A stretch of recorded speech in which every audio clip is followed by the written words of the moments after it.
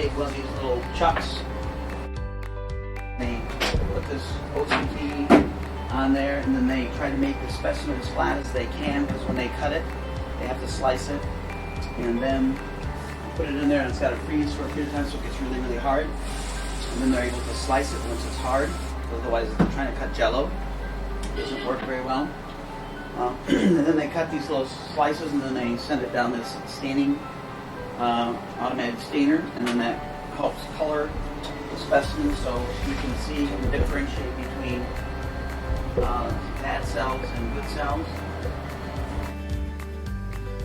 The skin specimen removed from the patient is placed on a circular metal chuck. The skin edges have been pushed down to make them flat so an entire specimen can be reviewed.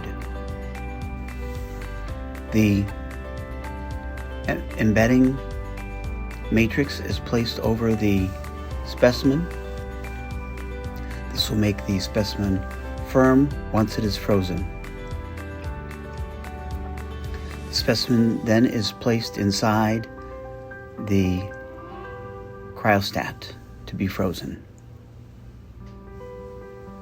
You can see some of the specimens that have been frozen and marked. All right, nicely done as well. The specimen, once it is frozen, is placed in the microtome, and very thin sections are sliced to then be placed on microscope slides.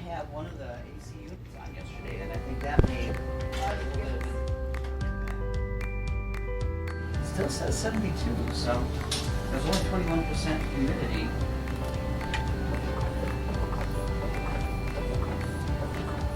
Two specimens are placed on one slide. You can see how thin these sections are cut so they can be seen with the microscope.